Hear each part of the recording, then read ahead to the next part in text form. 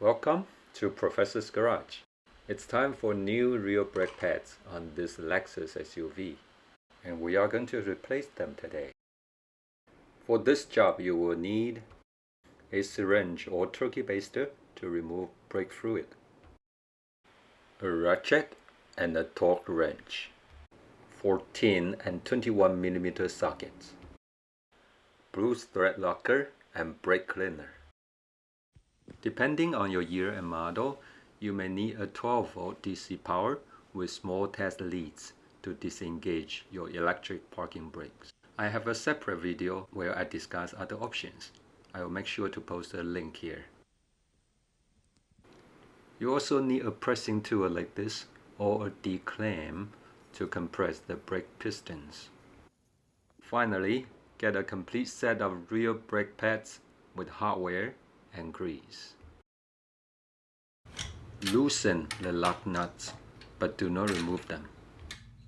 Do this on both rear wheels. Jack up the car from the back.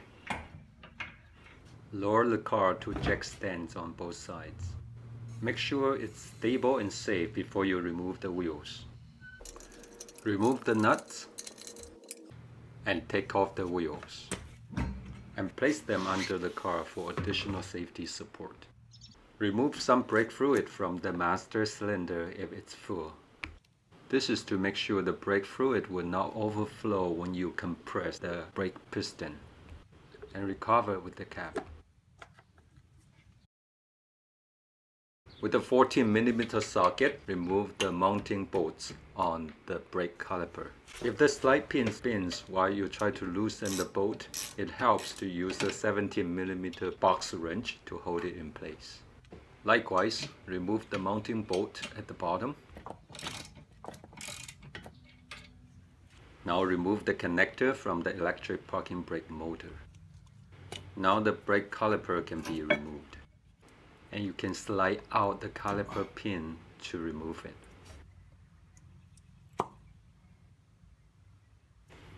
Likewise, remove the bottom pin. It helps to peel off the rubber boot to disengage it from the pin before you can remove it.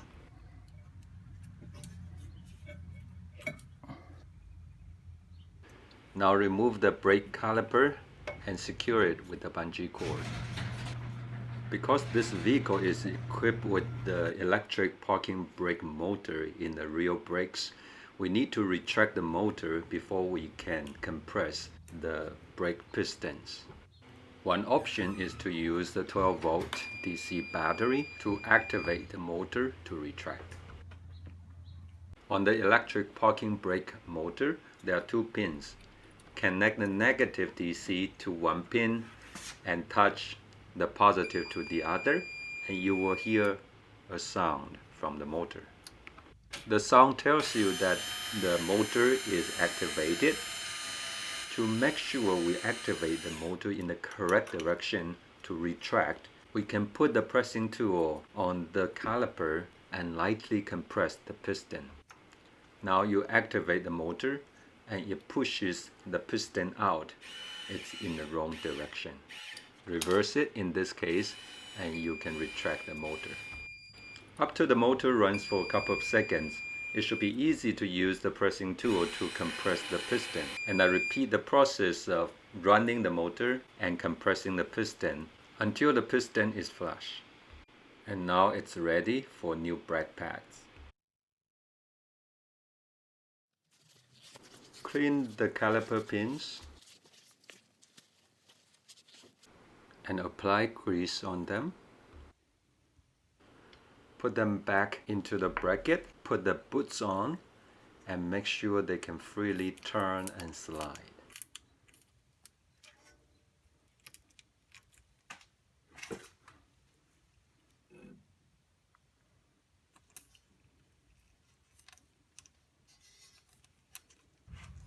Remove the old brake pads and pry off existing hardware. Grease the contact point of the hardware before you put it on.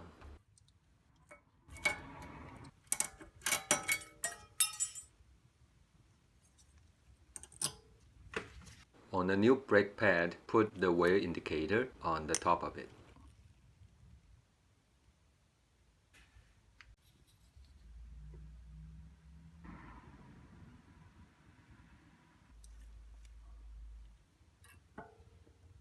Slide it in from the side and then make a turn and push it in so that it's fully in place.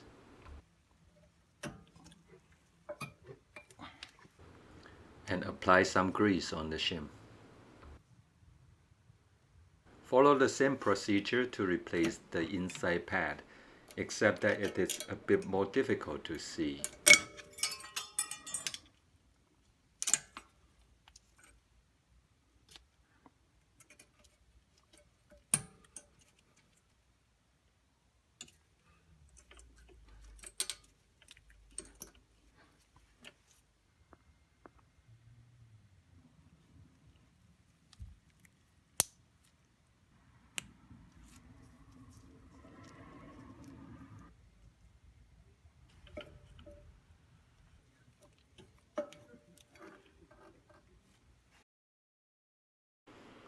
Now put the brake caliper back on.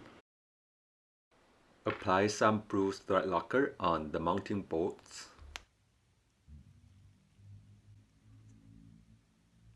Thread the 2 bolts on with your fingers.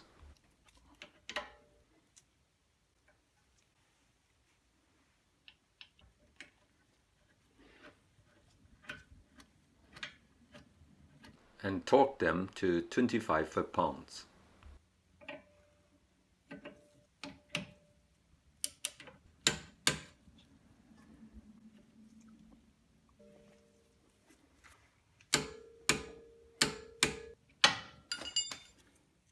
Follow the same procedure for rear brakes on the other side.